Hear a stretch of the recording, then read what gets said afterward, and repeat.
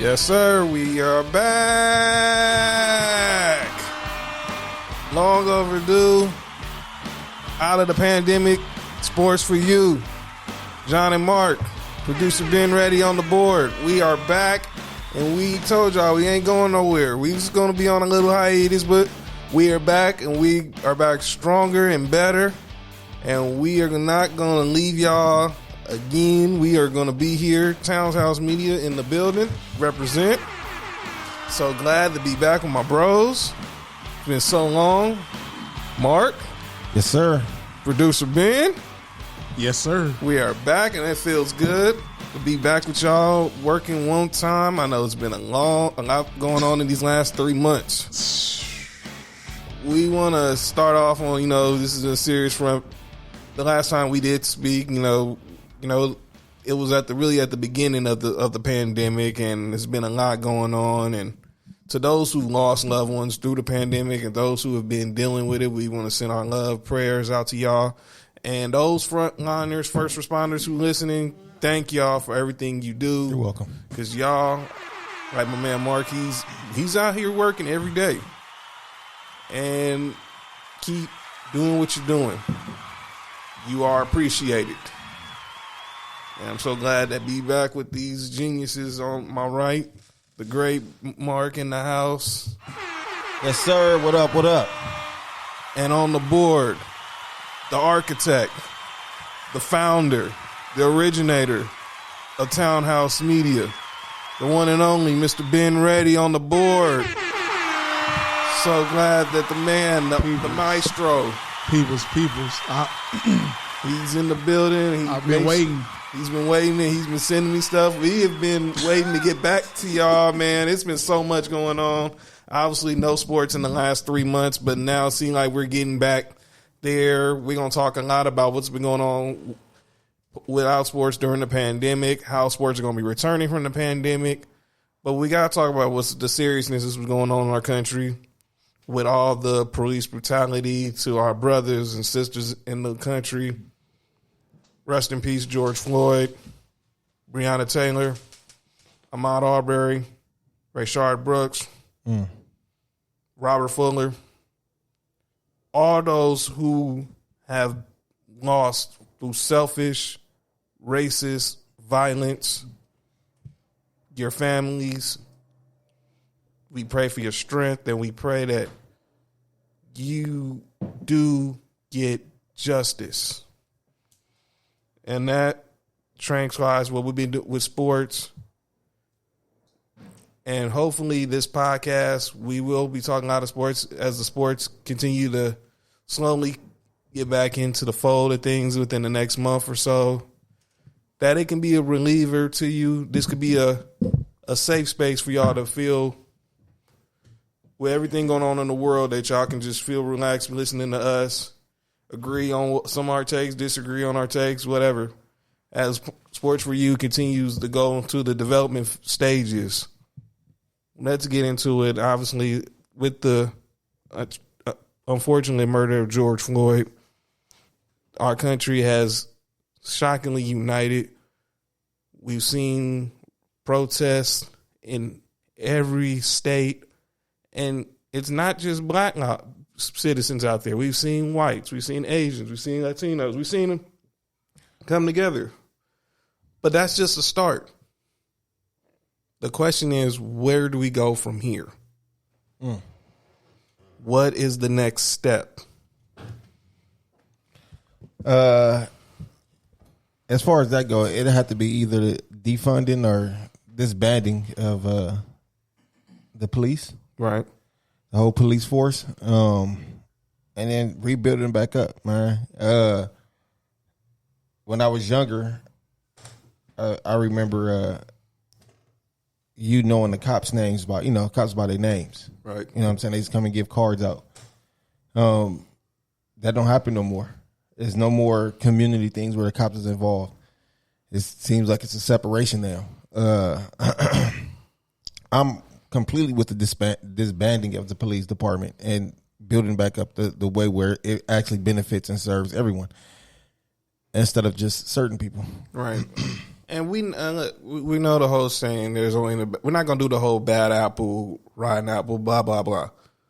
I know there are cops who are out there protecting and serving, but we know there are some cops who are hiding behind the power of a badge. My godfather, he's been a LAPD for over 20 years. I've known him all my life, and I know he's out there protecting and serving. I'm not saying every cop is bad. I'm not saying every cop is good. But when I stop with the whole, there's only a few bad apples. No, we gotta just, if it takes having to eliminate it from the oldest in seniority to the youngest, let's just do what we gotta do because we're losing too many young lives. I'm in my 30s. Mark's in his 30s. Richard Ben is in his 30s. We are losing too many of us. I'm 75. Yeah. Okay. Yeah. Okay. That didn't work for Donald Sterling. That ain't working for you. So now we need to unite. And Sports for You is going to be here for you. As we are continuing week by week, we will give you more info how you can be a part of the show through social media, calling in. We are going to be here for you as we are getting slowly back into normalcy.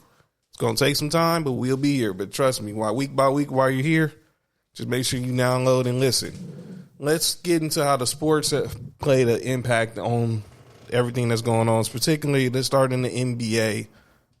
Obviously, they will be the first sport of real legitimacy that's going to be back July 31st or 30th, depending on how things look. The NBA and the NBAPA voted on the 22-team format that will take place in Walt Disney World's Wide World of Sports in Orlando, where we know who are going to be basically the 14, 1 through 7 on both conferences.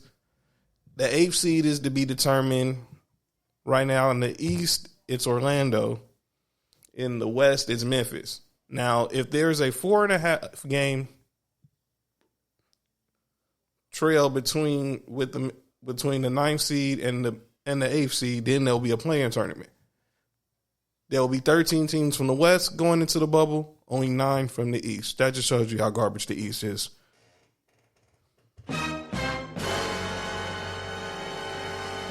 Washington Wizards at 20-44 will be entering the bubble.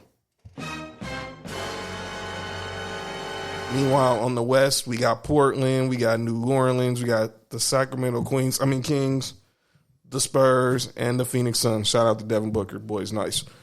I think this is still all done in pencil, gentlemen. Way I see it is about time we get to the middle of July. We're doing training camps because another development came out today. By next Wednesday, the 24th, all players have to let their teams know if they're going. And I think if you got some players on those teams that are not in the playoff, that are not in that 1 through 8, say like Washington or New Orleans or Portland. I know Dame has been outspoken. Carmelo, he's been outspoken, and they don't want to go. It wouldn't shock me if this 1 through 16 format actually happens. So this is my thing. If you choose not to go, are you not getting paid? They're going to get majority of their money. They're not going to get fully paid, but they will get a majority of their. They will get majority of their salary, even if they choose not to go play. Yes. So they got a good ass union.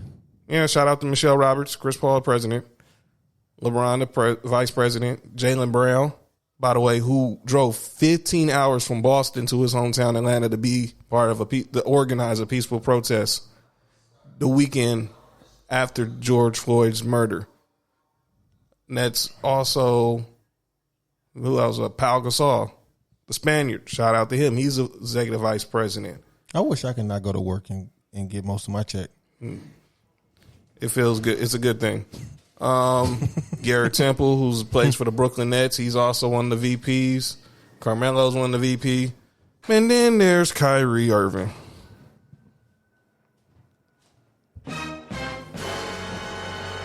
Kyrie, Mr. Irving, the NBA champion, multiple-time All-Star, probably one of the best handles in the game.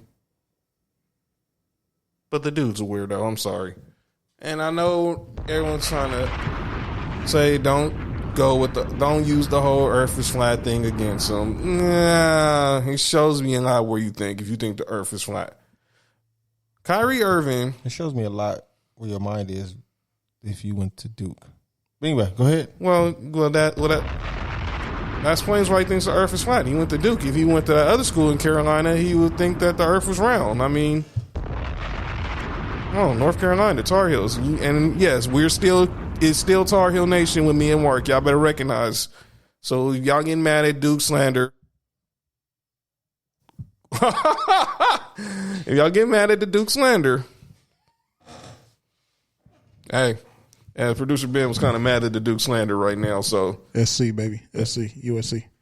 Shout out to DeRozan. Who's in Compton? Him, Kendrick Lamar. You said USC? South Carolina? Continue, please. Shout out to DeRozan. Speaking of SC, shout out to DeMar DeRozan. Now this nigga want to mute me.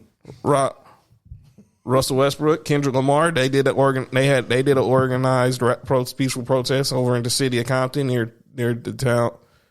Near City Hall in Compton and the courthouse and everything. But let's get back to Kyrie. It came out last Friday, Kyrie Irving, who is a vice president on the Players Union. So he's in the meeting, he's on the calls as they're voting for this proposal. So he knows everything that's being presented.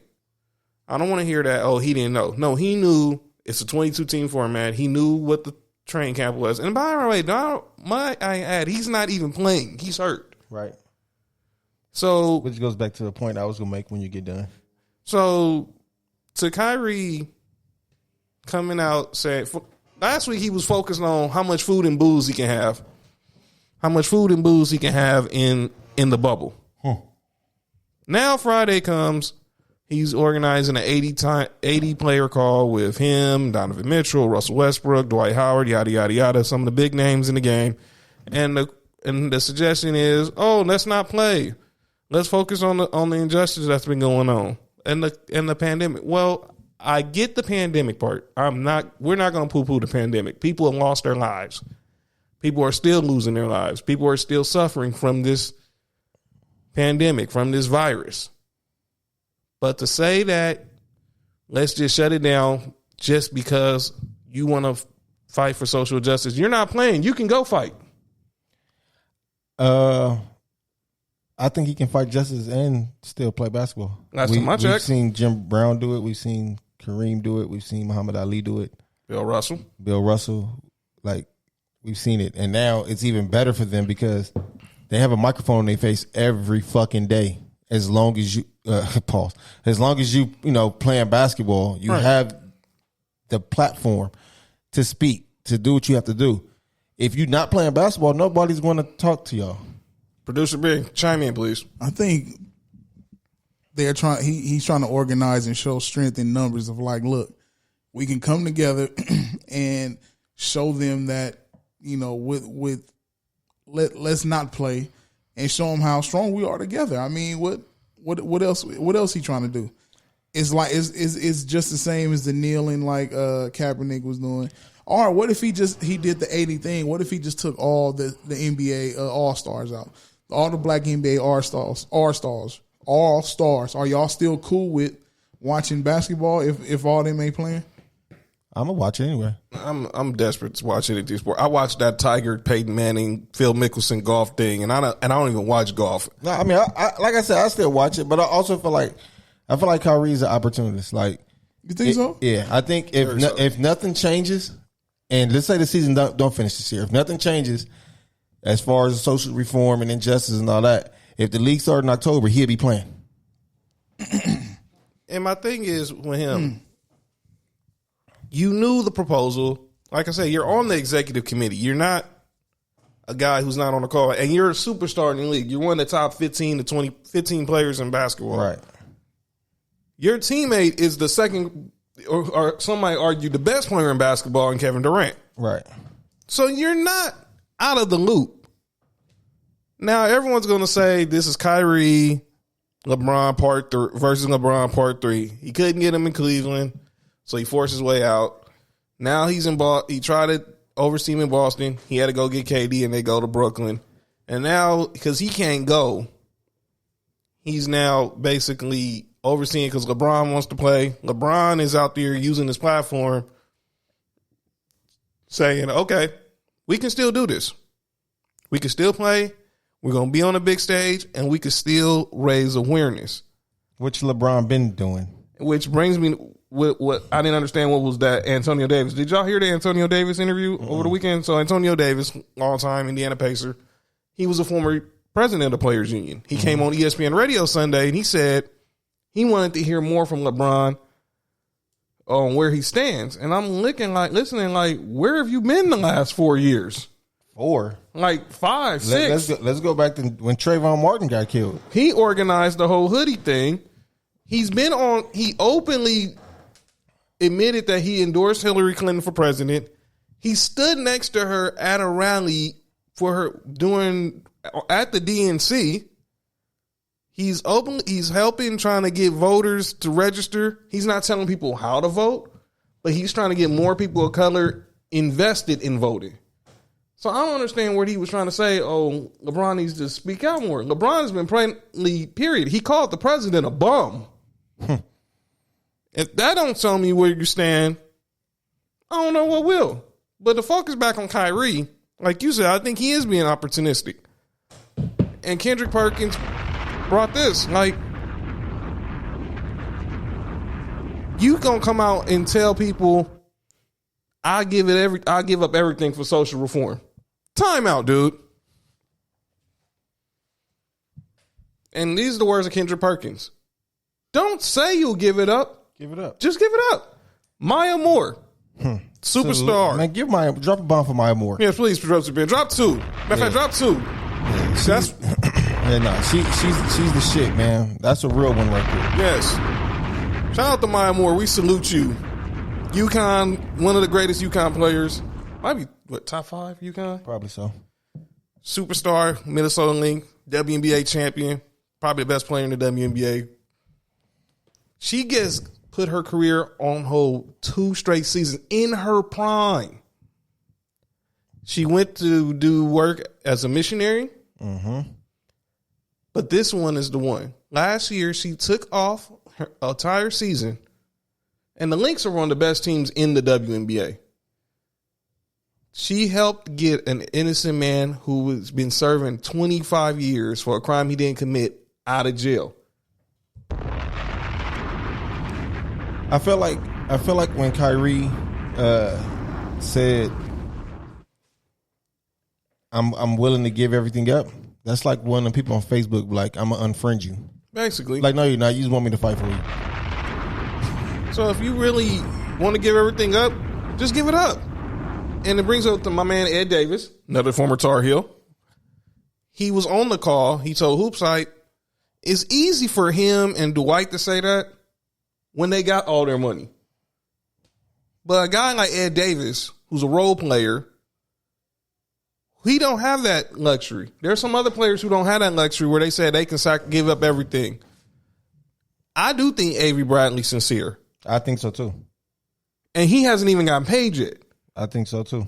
But when I listened to his interview today with Woj and Malika Andrews and Ramona in the ESPN.com, not to plug anything else, but this is an interview y'all need to go read because he is one of the faces of this new NBA Players Coalition.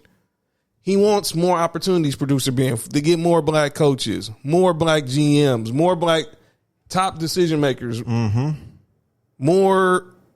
I mean, we only got one black owner, that's Jordan. But the point is, we need to get more, fix the hiring practices of the NBA. That is what the demands, what Kyrie should have been focusing on. What you got? What would it take for, let's say, a group of black investors to make an expansion team? Do it have to be wanted by the NBA, or like how do you know how that works? It have to be approved by the NBA. NBA right? has to find a city to approve it. Let's give you the perfect example. We've been trying to get basketball back in Seattle for the last decade and a half. Say if somebody like you get a group of 4 millionaires and they can combine their net worth into like some billions, and they want to start an expansion team. That's how it will start. That's how with Bob Johnson, when the Hornets, remember, they left Charlotte, went to New Orleans, but the NBA really wanted to keep wanted the team back in that Charlotte market. That's how the Bobcats came along. Bob Johnson had the money to be the owner. Go figure. You know who the other person who's the runner up for that? Who? Larry Bird. Larry Bird had a group, but Bob Johnson had it because he had, and then he had, some guy named Michael also in his corner to help him. But to your question, you just got to have the right capital. So like all these play like the Kyries and let's say some of these players that they want to be like we want to fight it or whatever, or we want more owners. They came together like, look, we have an arena in Seattle. Of course, that's where the Sonics played at. Let's start a new team there. He got with the likes of Jay-Z, the Diddy's, whatever, all these black people with money in. Right. That can happen. So that conversation should be had if they want to make change. And they can employ all the black people they want, the GMs from everybody down. Right. But see what that would entail is selflessness. And I'm not sure if some of these players who's really trying to say they willing to risk everything is really selfless like that. Like they're willing to really give up their money. They're really willing to, if they earn $200 million in their contract, give up $150 of that million to create that. You know what I'm saying? I mean, well, if they thinking long term, I mean that they're gonna have that back in a couple years. Yeah. But let's see, are they really willing to do it? Is my only thing. It's like Patrick Beverly said on Sunday in his tweet: if LeBron want to play, we gonna play. Point blank. Period. Now, where you take that from? That's like it seems like it's almost like a shot. Like he's the prince or the king. Like if you want to play, a lot of people took it that way, but I heard Chris Broussard say this yesterday. He said that Patrick Beverly tweets just like the way he plays ball. He just gonna come straight at it. He's just basically saying he's not dissing LeBron. But he's saying if LeBron wants us to keep this thing going, we gonna keep this thing going. I'll give you the example back in Jordan's hey, they had a minor lockout, I think 96, 97. Patrick Ewing was the president of the Players Association. And Jordan stood up like, look, we gonna play. Or we ain't finna give up nothing. And they said all hell broke loose. If the league dog wants to go, they gonna go. And it's always been like that. It didn't just start with LeBron. I know a lot of people who feeling different towards LeBron feels like that, but it's always been like that. Jordan did the same thing. The same thing with people hate on Clutch Sports. David Falk was doing this forever. But people hate on anything that when it comes to LeBron. Right. I mean, heck, LeBron could cough the wrong way and he's spreading the coronavirus. I mean, come on. That's just the way people are. But you bring that up, producer Ben, about expansion, and that segues to the NFL part. Because when the Panthers kicked Jerry Richardson out the league, there was talk maybe Steph Curry, he's from North Carolina, he would be willing to be an investor. I guess Cap, obviously, he still got a lot of money in the bank from when he had the 49ers. He said he'd be willing to get in on the invest. Did he? If you have the right group and the money clears, it works. But don't the other owners have to approve of it? Yes, you got. Well, you don't have to. It has to get have a majority vote, right, 75%. So let me ask you this: I always thought the NBA was pretty progressive in how they dealt with matters. You know what I'm saying? Like when it comes to us. Do you think that the owners would approve what Ben is proposing? Like if Ben would brought that up and he put that like, this is what I want to do. I want to hire all this. Do you think other owners would approve it? Do you think it'd be the majority vote? So would the majority of the NBA voters vote for all black ownership? Right. I think as long as the money clears, yeah. Right now, yes. Strike while the iron's hot. Right now. Right now, yeah. Because you got Mark Cuban, he's very progressive. Steve Ballmer, you see what he's doing. You see what he's doing over. I love Steve Ballmer. All what he's doing in Inglewood, he's progressive. I mean, but we don't know about the rest of them. Well, you don't know a lot of the owners in the NBA as much as we know the NFL because the NFL is basically more so about the owners, and the NBA has been majority about the players. Right. But I think that also works because that shows that they listen to their players. A lot of the NBA has been very progressive. I was just saying to myself today, I can name you every NFL owner off the dome right now, just going division by division. I can tell you every NBA owner.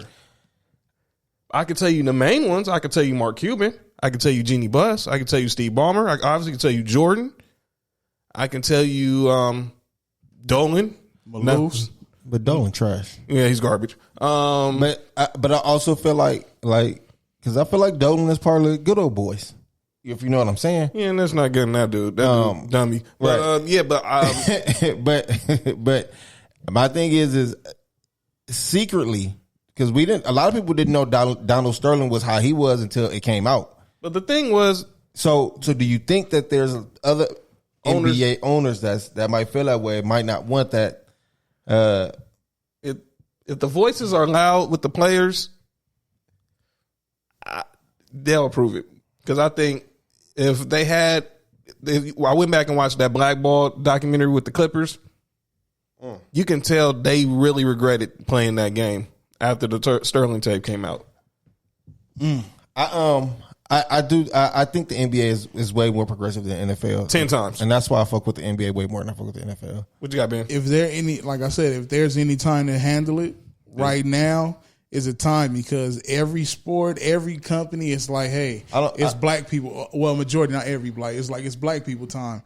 Let's do this for the black people. Let's do this now. If they do it right now, within the next, while shit is still heating up, it's going on right now, then it may can happen. But maybe. I don't know, to have that proposal in this short amount of time. I don't know. It's a process because you got to find the right city. Like Seattle. Everyone's saying Seattle. Some people saying everyone's saying Vegas now because you see what's been how the Golden Knights been popping in the NHL. They've been talking about now the Raiders are there. They just announced today that the Pro Bowl is going to be in Vegas in January. Yep, I'm there. So it takes the right group. You bring up names like Jay-Z's, the Diddy's. It takes the right group of owners, and obviously we know those guys because obviously we're hip hop fans. We listen to music and we into sports and pop culture. But there's some black billionaires out there we just don't know. They probably know them, like Mark Cuban. Obviously, look at Steve Ballmer. He's worth $50 billion.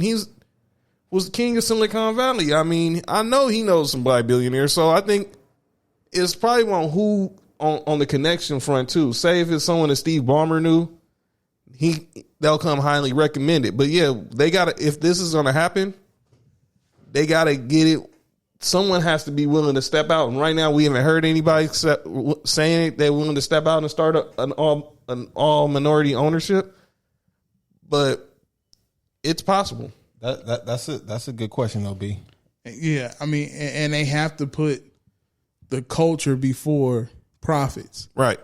Now look, we all, some of us, let's just do it evenly. There don't have to be nobody who's getting more, whoever, because we all know in hip hop that's a big situation with these labels and stuff. Everybody want to be the head honcho. Let's come into this level headed. For the culture, for our people, we making more job opportunities, X, Y, Z. Let's spread it, however much across the board, and let's get it. And it's possible. And it's like I think it's 8 black billionaires in the U.S. I think it's 8 black ones. You can put like Dre, Jay-Z, saying like Oprah.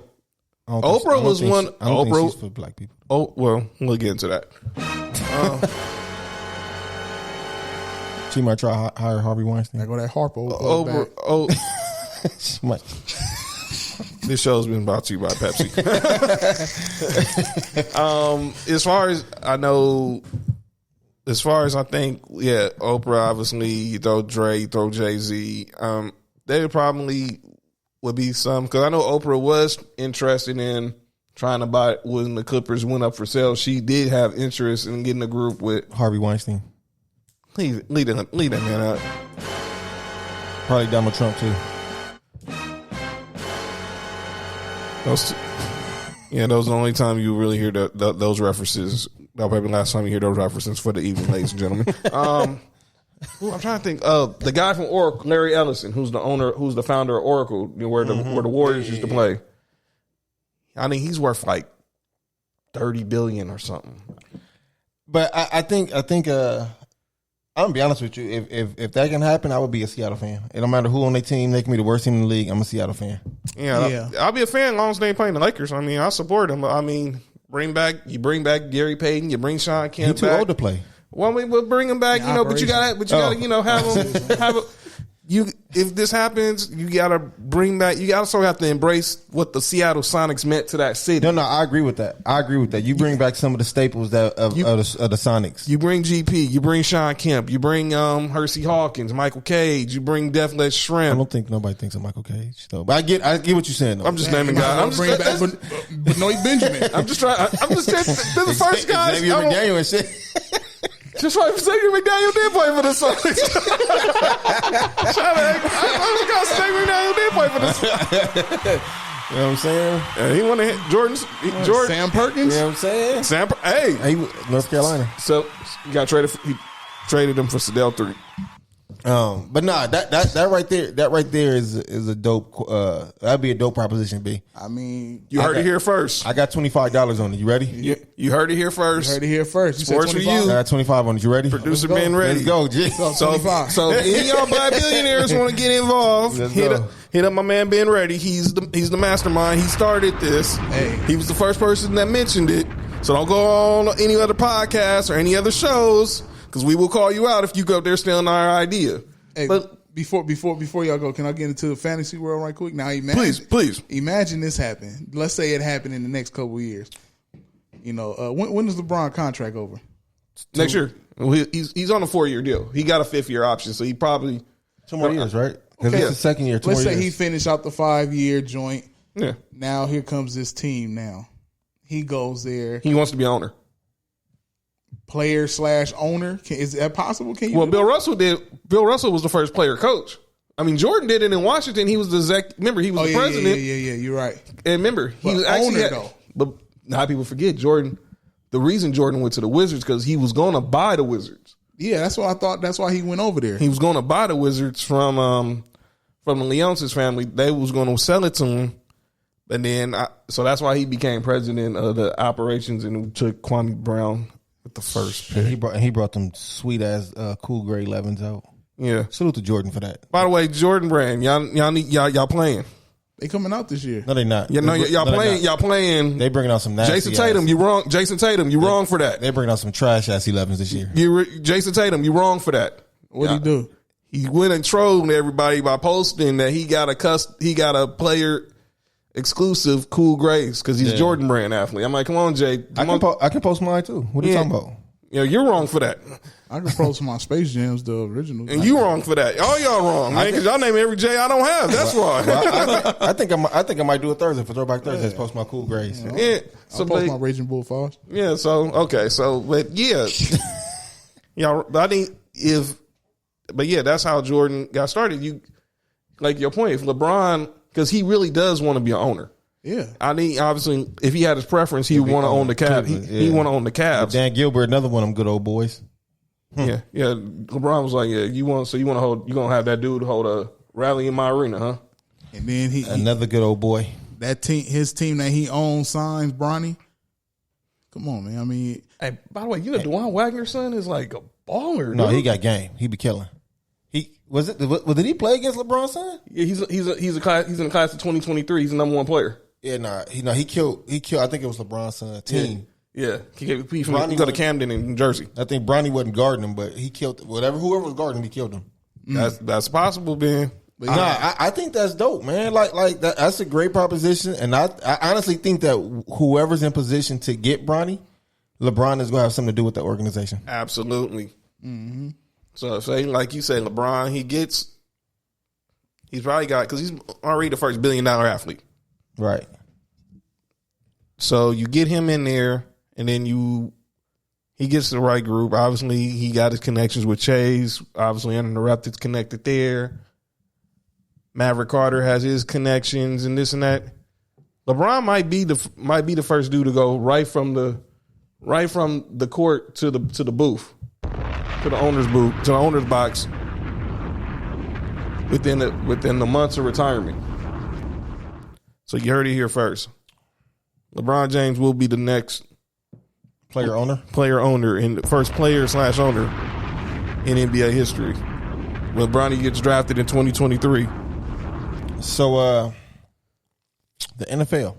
Okay. I'm gonna let you talk about the NFL. Okay. Because I got a lot to say on this, and producer Ben knows. Okay. The NFL, the No Fun League, not for long. Now is the No Freedom League, according to Spike Lee. I got that hoodie. No Freedom League? Mm-hmm. I had it before he said it. Sorry, Spike. You're some years too late. Still love your movies. Shout out to the Five Bloods. You got to check that out on Netflix. So let's start off with how the NFL is now have tried to thrust themselves into the whole. Let me rewind. That didn't come out right. This show is brought to you by Pepsi. Let's rewind. How the NFL has tried to get involved in the whole social justice Black Lives Matter movement. 4 years ago, we know this when it all started. Colin Kaepernick took a knee. Now let's rewind that. He sat on the bench and was spotted by a reporter from the press box sitting during the anthem. Mm-hmm. And we were wondering why. And then after the game, Steve Weiss, the great Steve Weiss from NFL Network, asked him. And he clearly explained he was not standing for the anthem because he lives in a country where police are killing unarmed black men. And we deal with systemic racism and oppression. And our criminal justice system needs reforming. Mm-hmm. Clearly as day. Follow up a couple weeks later. Nate Boyer, former long snapper with the 49ers, Seahawks, was a Green Beret in the Army. It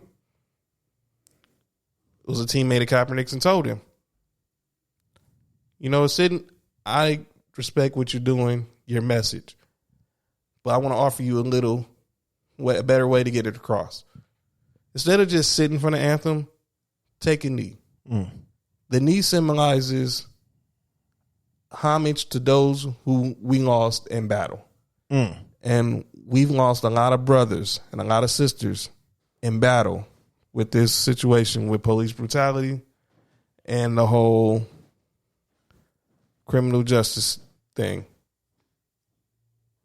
Kaepernick obviously played his last season with the 49ers, has been blackballed from the league since. Let's fast forward to the events of George Floyd, Ahmaud Arbery, and Breonna Taylor. The NFL put out one of the most bullcrap statements on social justice that you could have ever listened to. It was tone deaf. It didn't address the issues. And then you follow that up with Drew Brees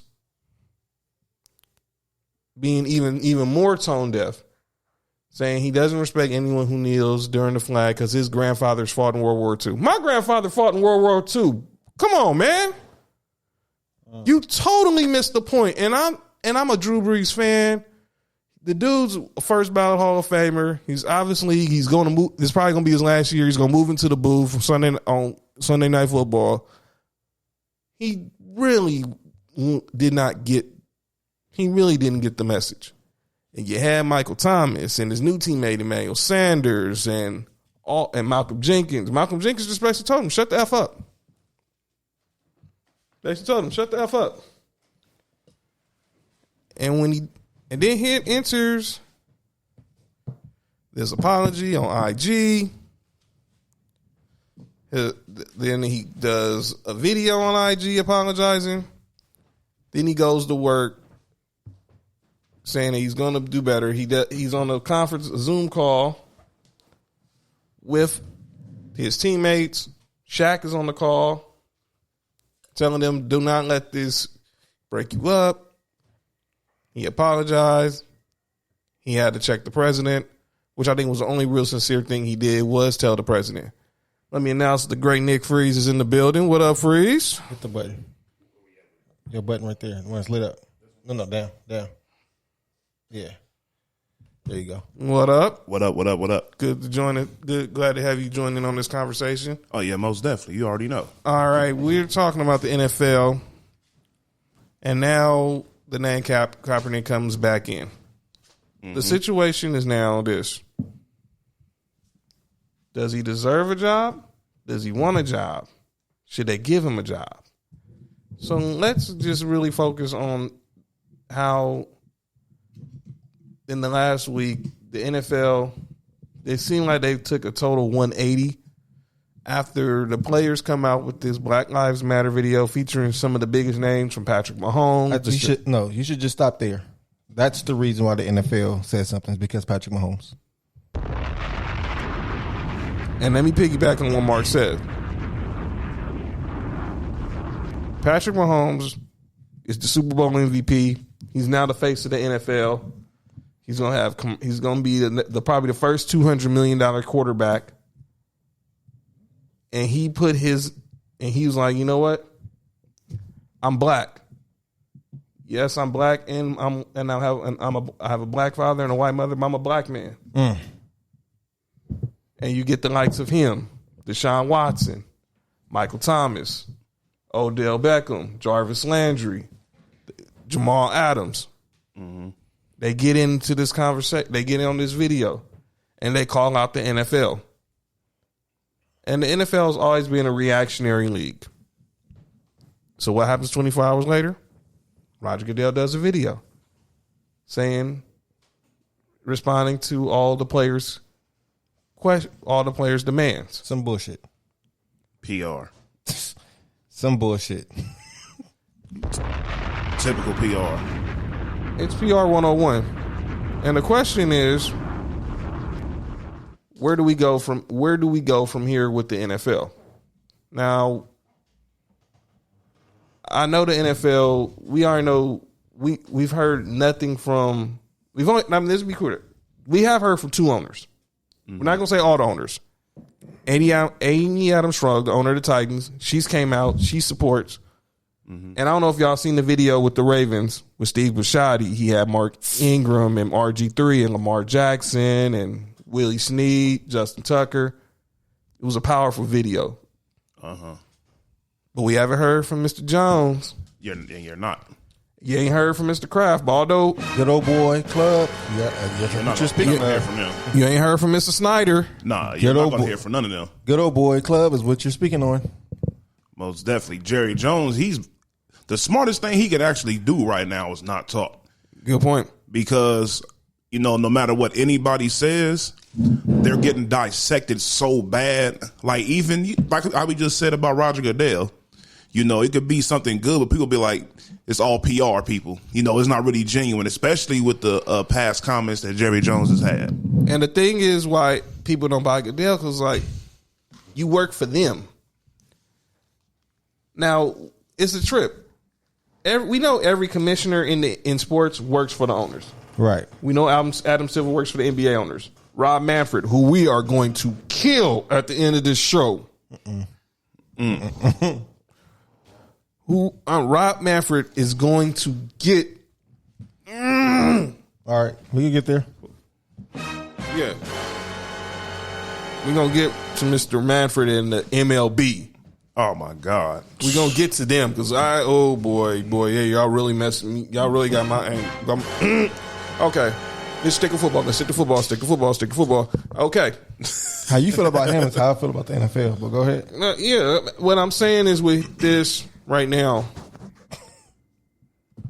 it's convenient to always bring up Kaepernick, and I'm not just talking about the NFL. I'm not just talking about the players. I'm talking about people in the media now. Mm-hmm.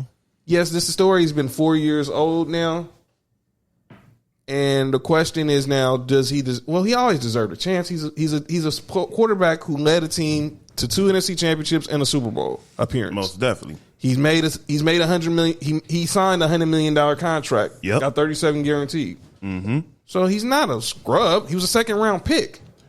And my whole problem was with Kaepernick in the first place was, even before all this had happened, I was like, his skills was like they was going down a little bit. But they were. At the end of the day, if Geno Smith can have a job, he for sure can. Absolutely, and that brings me to, and you bring up Geno Smith. Where does Geno Smith play for? Jets. He's at No. Who does he play for now? Last I heard, he was with the Giants.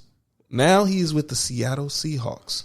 Enter Mr. Peter Carroll. That's some more bullshit. Oh my God. Pete Carroll, and none of us are. Freeze, you a SC fan? Yes, I am. I'm upset with Pete Carroll too. Don't bullshit. get me wrong. Yeah. That's okay. bullshit. So you're a good person we can have on this conversation specifically with him. Because you've dealt with this when he pieced out to go to the Seahawks. Exactly. Pete Carroll, and I've always said this to Trojan fans. My daughter's mom's a Trojan fan. All her family are Trojan fans. Mm-hmm.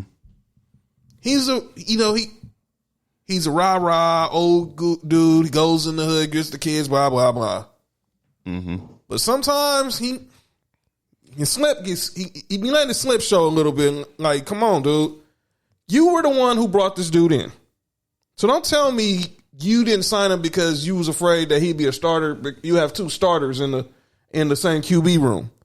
Mm-hmm. The problem with that is what? If Russell Wilson, who is very durable as a player, as far as not getting injured, he doesn't get injured. I'm about to say, I don't even remember the last time he missed a game. It's been a while. He's never missed a game. Damn. He's never missed a game in 8 years. Mm-hmm. It's always good to have insurance. Yeah. I look at my team, the Broncos. We signed Jeff Driscoll. Yeah. You look at your boys. Y'all signed Mariota. Look, us out of all, you already know when it comes to that backup quarterback. Look when Carr got hurt that year that we was going to the playoffs. Y'all had Connor Cook, and he got hurt because no, somebody else I think Matt McGloin got hurt. Matt McGloin got hurt, and then we got Then they went to Connor Cook. Connor Cook was and that was his first time as a starter as a playoff game against the Texans defense. He was getting killed. No, remember when Jerry Jones wanted to draft Connor Cook over Dak Prescott? It's the same man that wanted to get Johnny Manziel. Yeah, Steven was like, "Yeah, we're taking Zach Martin." But let's stick on the topic on Pete Carroll. So Pete Carroll comes out last week and says, "Oh, I regret not signing Colin Kaepernick 3 years ago." But I know a team who called me. First of all, why are they calling you? I'm trying to check. I'm sorry.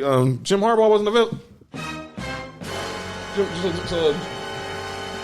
Jim Harbaugh's phone disconnected or something? For real? The man that drafted him? The coach in Nevada, his phone is disconnected. Cap's college coach in Nevada, his phone disconnected. Our Cap phone was disconnected. You couldn't call him and just have him come in here and you can see for yourself? And first of all, who's the team? Put your name on it.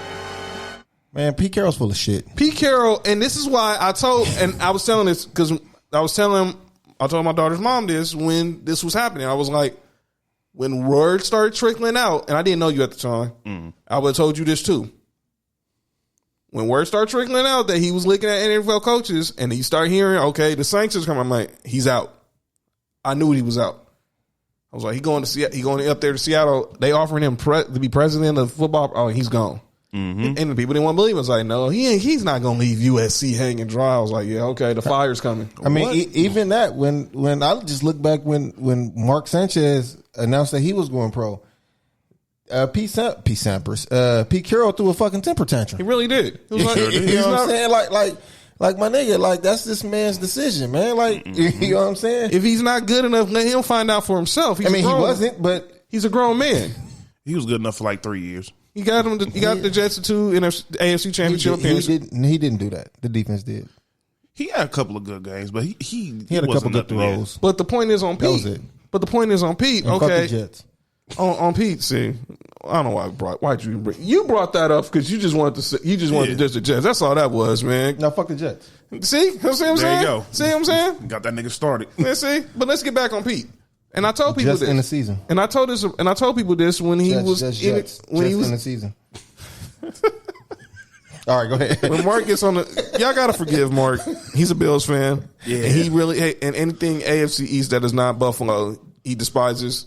and the Jets is public enemy number one. And I'm not talking Chuck D or Flavor Flav. Nah, I love them, but fuck the Jets. So back on Pete. That's an ugly ass green. He's saying that I'm telling people that he's interviewing for the Giants. I was like, okay, and I told this to my baby mom at the time. And when you start hearing the word Rooney Rule, he's out. And what happened? They interviewed Leslie Frazier, the former Vikings coach, who I think is y'all D coordinator, right? Yep. And I think he was in Tampa at the time. He was under the Tony Dungy tree. Yeah. I was like, all right, if they interview a black coach, I'm just giving you a heads up. And then she texted me like, what's the Rooney Rule? For those who don't know what the Rooney Rule is, the Rooney Rule is a rule in the NFL where you have to interview at least one minority for a head coach or a front office executive position. Some more bullshit. And I told her, I was like, okay. NFL is so full of shit. I was like, and I told her, I was like, okay, if this is a token interview, he is going to have that job by Monday. And look, behold, he got the job. 6 months later, USC's on probation. Yep. And he swears up and down he didn't know about Reggie Bush. Let's slow down, dude. Best player in the world on your team, and you didn't know his family was getting a free house? But they threw Tom McNair under the bus. Tom McNair ain't been able to get a job since. Sure hasn't. It's a trip. My uncle's girlfriend was actually a juror on that trial. Oh, really? Yes. Wow, that's crazy. The people's listening. Watch your mouth. Yeah, so I'm not gonna say, but she didn't tell me much. She didn't tell me anything about the trial, but she was on it. She asked me, "Do you know someone named Tom?" I was like, "Yeah, it's former USC running backs coach." He's not been able. His reputation has been scarred because of that. He ain't getting no job. He hasn't been able to get no money from that.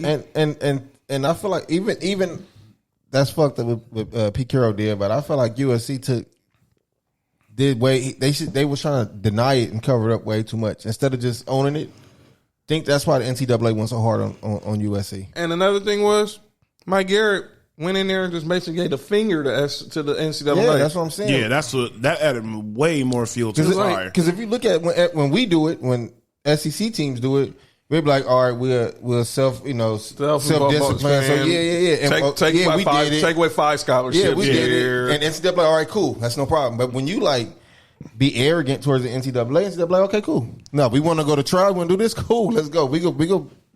Man, that's kill y'all niggas. Well, at that time, SC thought they couldn't be stopped. They just had the back-to-back Heisman winners. Right. It just seemed like they was getting all the good recruits coming out of from the West Coast. They just felt like they couldn't be stopped. And now you look at the situation and it ended up happening. Now Pete gets the Seahawks job. Lane gets tired. He's out after a few years. You bring in Coach O on the interim. Man, how's that?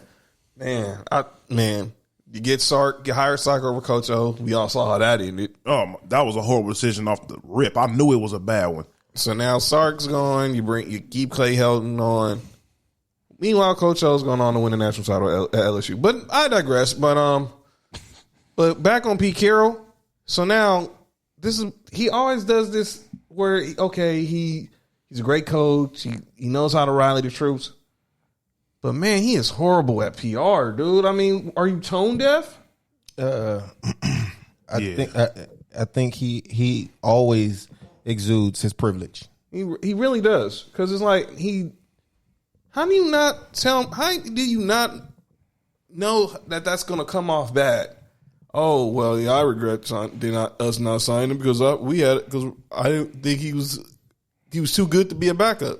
No, you're never too good to be a backup. And in words of Nick Freeze, he's full of shit. He really is. But let's get it to Cap.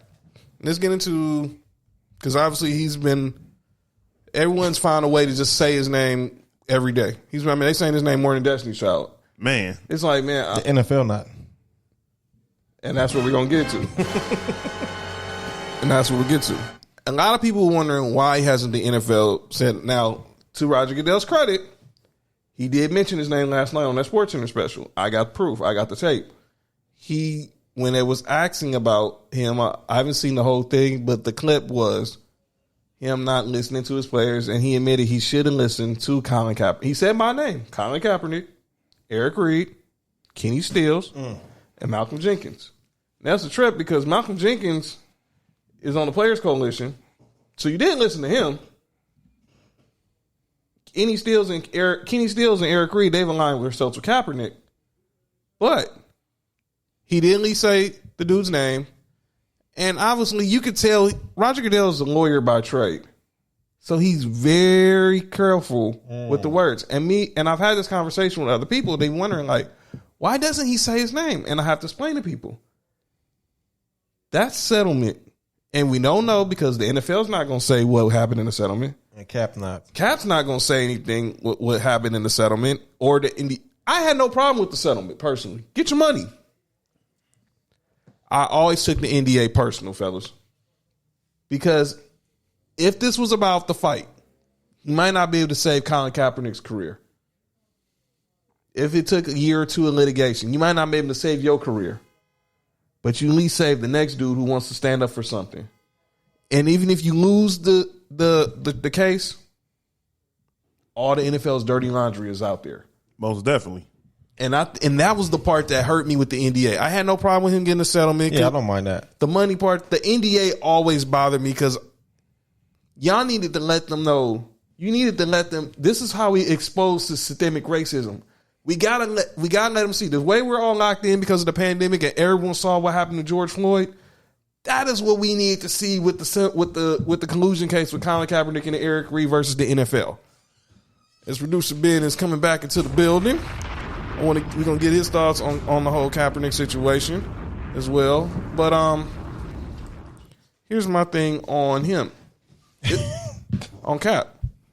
It's now the NFL. They're obviously in damage control for the last 3 years. Oh yeah, most definitely. They're in damage control. Now the question is, because they now have, they said what they said last night. It is what it is. People can roll their eyes, look at it side eye. It's going to be whatever. The NFL is never going to say anything that's going to make that's going to make the viewer or the listener really believe that you're sincere. So that's going to be, but that's what it's going to be. But I feel like it's like that because they know no matter what, they still going to have the viewership and they still going to have to be watching them every Most Sunday. definitely. So they can do whatever the fuck they want to do. So it don't really matter. No disrespect to Spike Lee. He comes on First Take, calls them the No Freedom League and all that. But let's stop with the I don't want to hear people come out. I ain't watched the NFLs because of Kaepernick. No, stop, Man, please. stop. Man. You're talking to a Broncos fan, a Bills fan, a Raiders fan, a Chargers fan on the pod. Are you fucking kidding me? And I have not missed a game. And my team was one of the teams that was interested in the dude. Yep. He wanted more money from y'all. Hey, and fuck your coach too. We'll get to him too. Wait. Y'all got a new coach, right? Vic Fangio. Oh, y'all, man. Yeah. Okay, let's just go there because I'm a Broncos fan, and let me air my piece first on Vic Fangio, then I'll give y'all the floor because obviously I'm the resident Broncos fan. Go ahead on. Fuck him, huh? Tone deaf. Privilege. Yeah. Tone deaf. It was the same thing we were saying with Pete. Same thing we were saying with Drew Brees. Yeah. It's like you don't know what you don't know. Mm-hmm. He's never experienced it. He's never had to go through what Mike Tomlin went through, or what Tony Dungy, or Herm Edwards, or Leslie Frazier, or Raheem Morris, or all these black coaches Steve Wilkes, Ron Rivera, even though he's not black, he's Latino. Eric Bieniemy. Mm-hmm.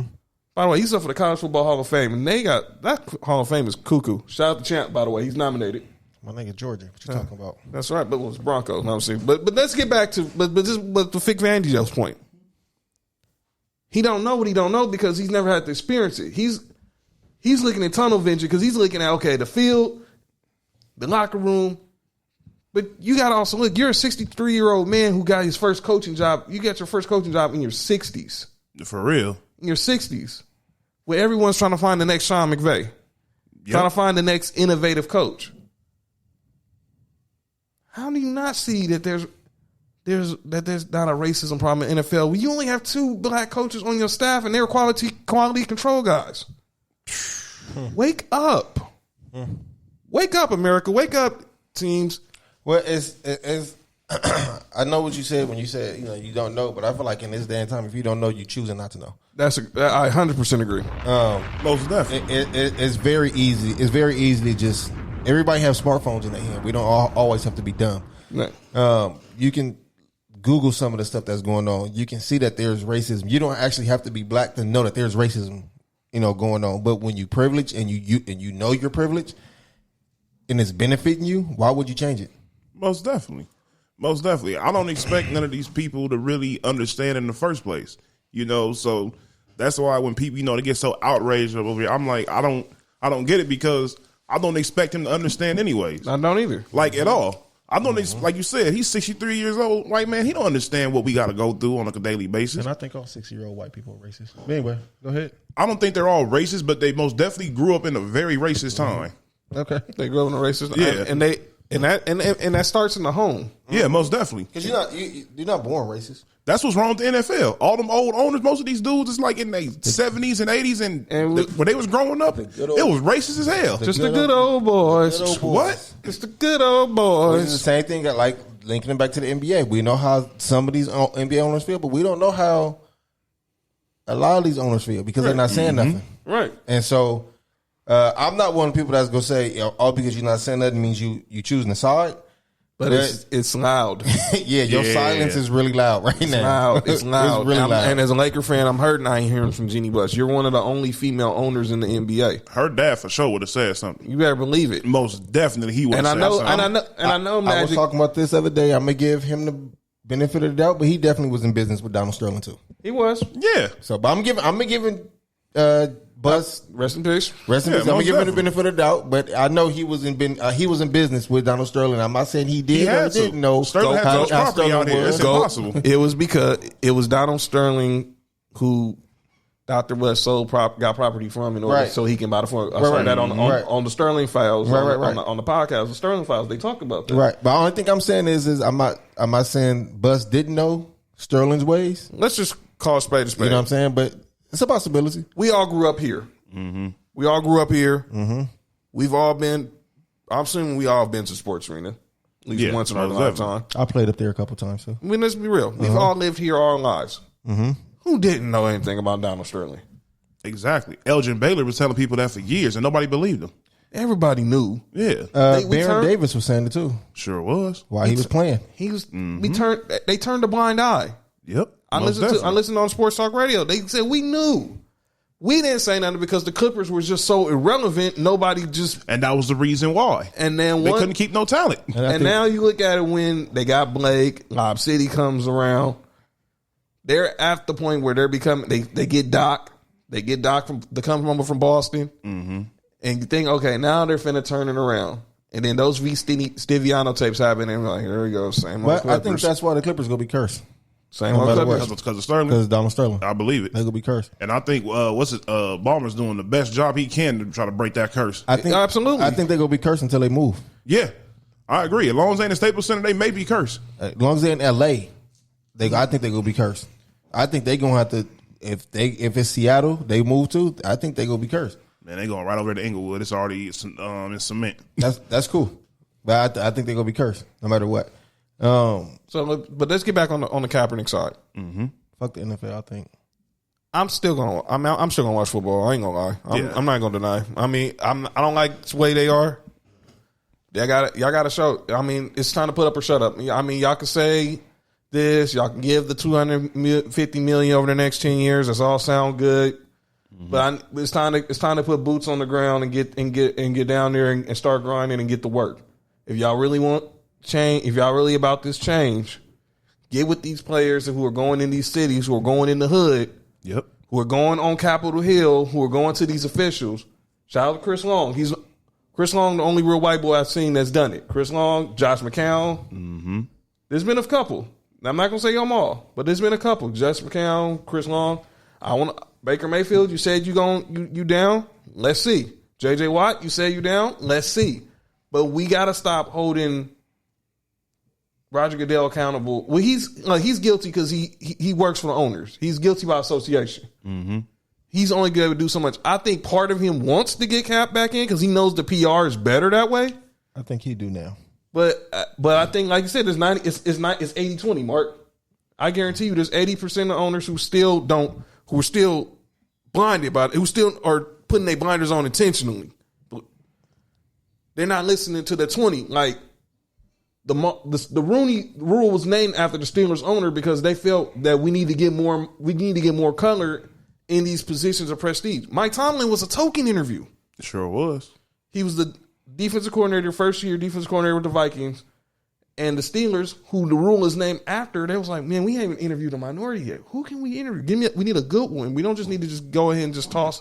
Because that job was supposed to go to Ken Wisenhunt. It sure was. That job, and he's still mad about that to this day. Ken Wisenhunt was the OC of the Steelers when they won the Super Bowl in Jerome Bettis' last year. And Bill Cowher's retired, and everyone just figured, okay, he's just going to just usher right on into being the head coach. But they was like, let's go interview this D coordinator from Minnesota. We know he's under the Tony Dungy tree.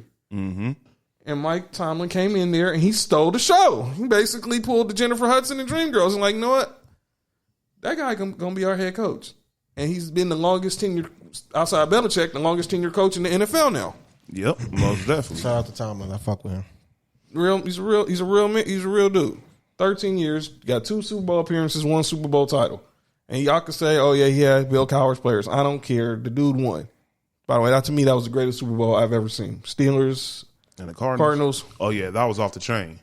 That was very good. James Harrison, 99-yard pick 6. Larry Fitzgerald took the slant, crossed the middle. It was like, yeah, I'm gone. Sorry. Santonio Holmes with the tiptoe in the end zone. That was a good. That game was just, and that was John Madden's last game as announcer. It sure was. Mount Rushmore announcers.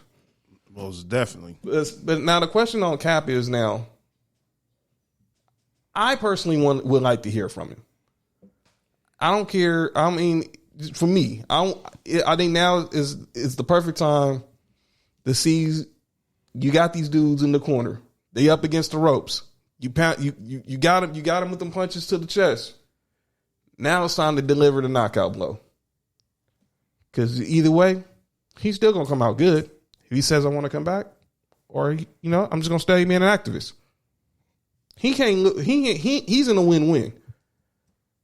The NFL needs him now. I wouldn't even come back, and that's what I want to know. I'm keeping my same stance as I said this when he had that fake workout. I don't think he wants to come back, and I agree. And I felt that way too. I told you this one, and I've taken heat from our boys on this topic. I've personally felt if he really wanted to be back, he would have been back. But we all know what happened with we talked about the Seahawks with Pete. Remember, the Ravens was finna call him. Nazi Newsom, by the way, GOAT executive of all color. Yeah, most definitely. Ozzie Newsom was going to bring him in, and then what Nessa do? She goes off with that meme depicting him and Ray Lewis and Bashotti as DiCaprio and Samuel Jackson in Django. That's crazy. That wasn't funny, but it was funny. It wasn't funny, and it was funny, and it wasn't funny, and it wasn't smart. We got to the conversation in the chat, Mart, about the guy from the Galaxy who got cut because his wife said something about protesters in Germany. Yeah, I heard about that. That's bullshit. I mean, that's crazy. And the thing was, what bothered me, PR move. Yeah, most definitely, because that has nothing to do with him. But just that's thing. Crazy. And that's my thing on the Cap part. He might not agree. He might not think what Nessa agreed with what Nessa did.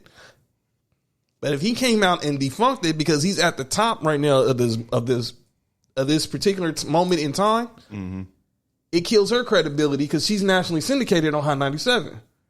He has to be so he got to stand by his woman. But I guarantee she didn't stand by him. But let's not. Well, I got stories on that. We know where we can go.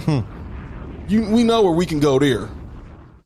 We can go Alden Smith all day, but that's a show for that. We'll say that for next. We'll say that for next week.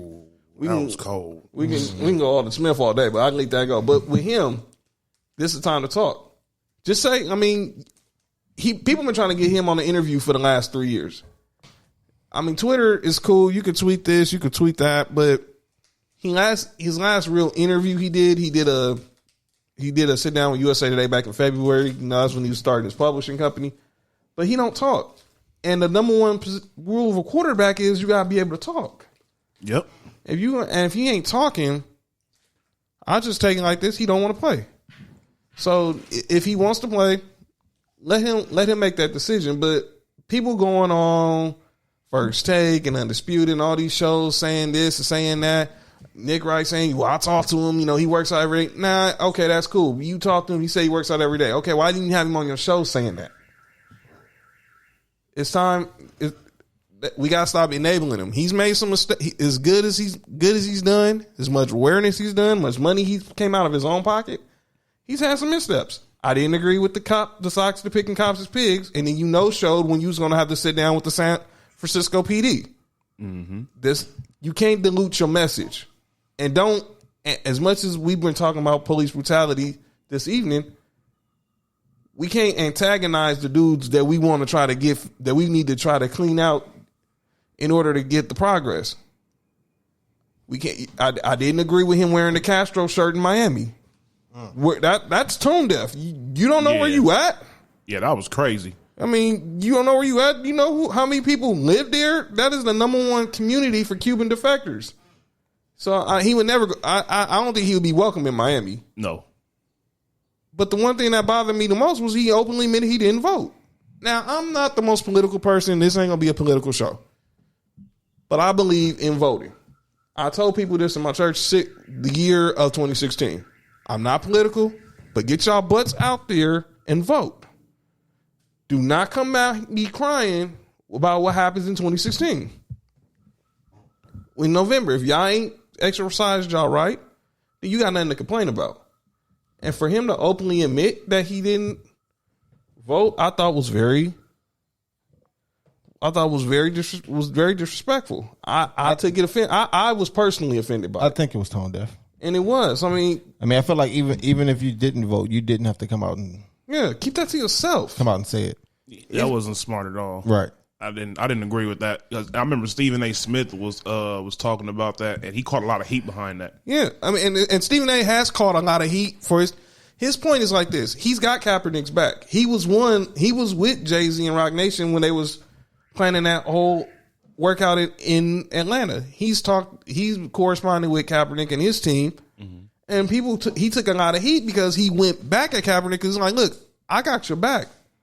But I'm not finna enable you. If I see something wrong, I'm just gonna call you out on it. Which is how it should be. And I think that's what the problem. Why you saw Eric Reed calling them a sellout, and then him going at Jay-Z, Kenny Stills going at Jay-Z. I mean, we ain't gonna even get into the Funk Flex bullcrap that he put out there.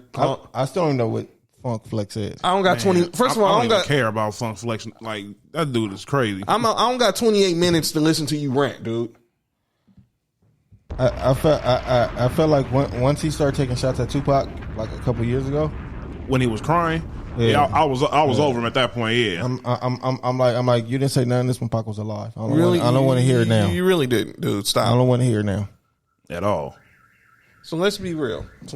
So I did not like I said, if you didn't want to vote, I mean, and I respect you don't respect either candidate. That's your prerogative.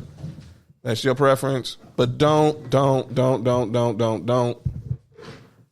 out and openly say I didn't vote. That was just tone deaf. But on the NFL front, we're going to see.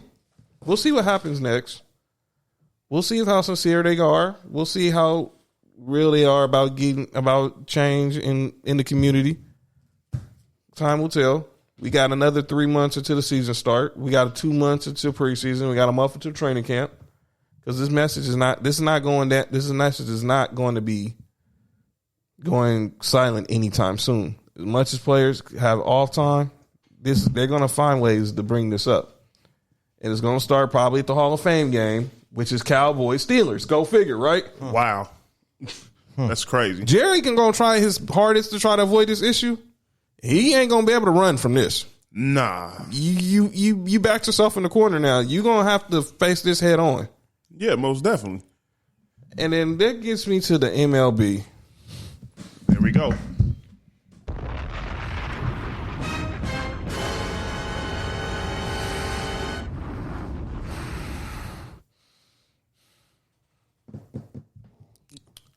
Get your shit off, my nigga. Go ahead, brother. My Dodgers. We trade for Mookie Betts. And then we might be not going to have a season. So are you more mad because this was your best year to win a championship, or? Well, number one, I'm mad at MLB and MLPA because they're even beyond Towne. Go figure that the sport with the whitest players is the one that's arguing over money. I know, right? You got Mike Trout and all them talking about they ain't gonna play for no. I didn't pay like. cut. I didn't like that. I didn't like Kershaw saying it. I didn't like Mike Trout saying it. They said they wasn't gonna play for what? Basically, No pay cut. no pay cuts and being away from their family. Look, I understand you want to be away from your family. We talked about this when we did the Zoom edition of Sports for You back a few months ago. Mike Trout is expecting his first child in a couple of months, so I understand where he's coming from. I don't. But Mike Trout made over $100 million in his career already. He's at four. He's at four. He got a $400 million contract. So I don't understand what he's talking about. Good point. So This nigga not working at the same place as me. He the same age as me, and he got a $400 million contract. So no, I don't understand. By the way, I can't understand what this nigga's coming from. by the way, the 25 teams who passed up on him in the draft. Well, man, dude, Ooh, man. they were Braves. crazy Dodgers. But no, I can't understand where he's coming from. Like I know you might want all your money, but let's just be fair. You're not playing the whole season. No. Like why should you expect to have your contract that you would get for 162 games and you only playing 80? Yeah, that's Like that don't make no that's sense. insane. Yeah, that's privilege. Again, It's crazy. It's entitlement. It's crazy. There it is. The union director for the MLPA is a brother. What are you doing, Tony Clark? His name is Tony Clark. This is total tone deaf on both sides. Rob Manfred is the worst commissioner in sport. I don't watch hockey, but I thought they said Gary Bettman was the worst commissioner. Rob Manfred is a bum. Come on, man. First last week, I'm unequivocally 100%. We're going to have baseball. Now I'm doubting. I don't think we're going to have baseball.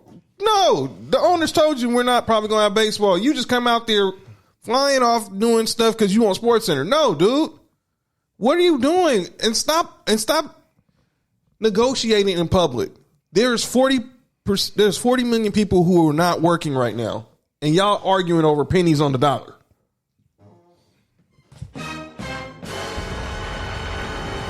Y'all arguing over pennies on the dollar, and we got 40 million people in this country who can't get a paycheck. Entitlement. And like I said, it's the sport with the most white players. There's only 7% of us, brothers, who are in the MLB. And shockingly, I bet they were all the ones that was on that MLB Black Lives Matter video that Twitter posted last. Most definitely. Exactly, bro. On the Come real. on, man. Matt Kemp ain't even in the league right now. They got Matt Kemp on the video. He ain't even in the league right now. No, they just grabbing black people now. Yeah, on the real. I mean, Curtis Granderson retired, last year? Come on, dude. You just grabbing people just to grab people. Oh, that's why the MLB called me? They wanted me to be on the video too? Yeah, because I mean, they just figure, okay, you black, you wear a baseball hat. Okay, come on. Pretty much. That's ridiculous. But they are killing. I do think there will be some baseball, but this looks really awful. Braves fan, who your team, Trees? I'm an Angels fan, man. And we got two Angels fans here. Oh, and so, yeah, Trout really. Well, no wonder but Trout. Yeah, man, come on. Trout, yeah. And he's a great player, best player in baseball. Most definitely. By the way, 30 for 30 on McGuire and Sosa. That was fire on Sunday. I haven't seen it yet. Is it Oh, off the train? please watch. Makes me think, man, they need to go back to steroids. Man, I was thinking the same thing. What the fuck?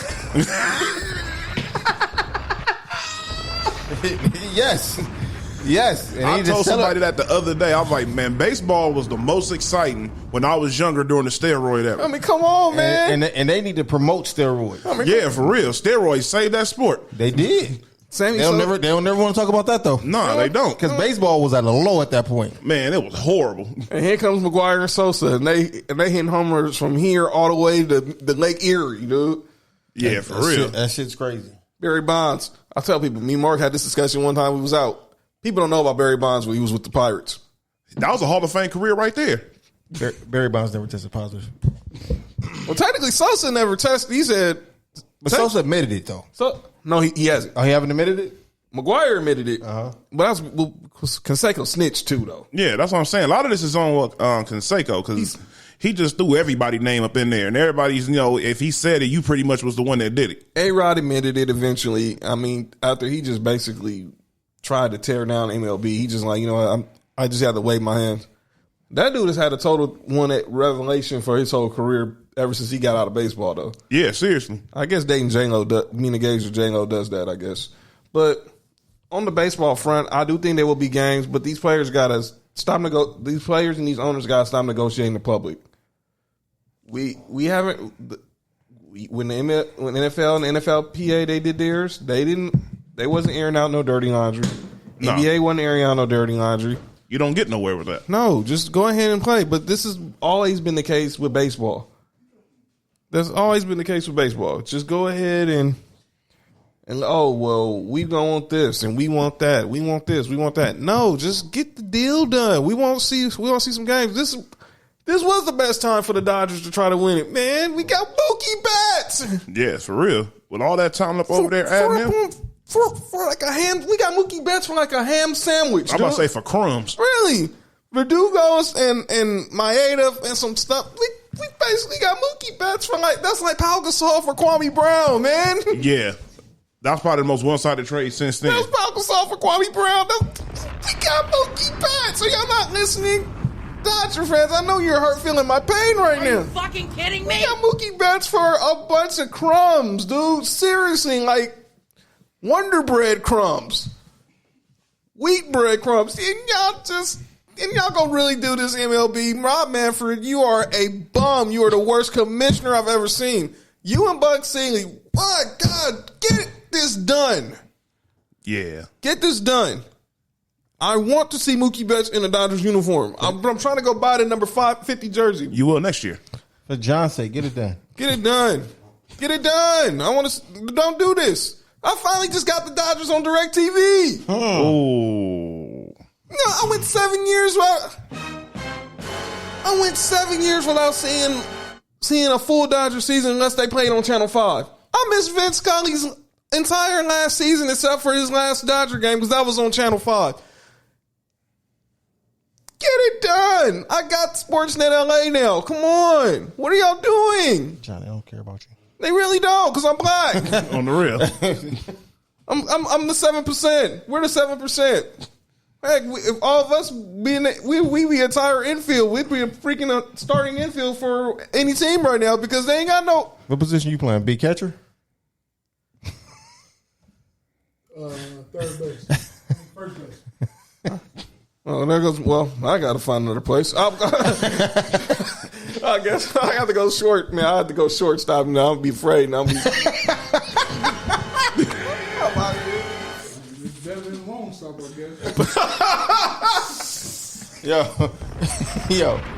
That nigga said I'm gonna go short. I'll take Corey Seager's spot. But yeah.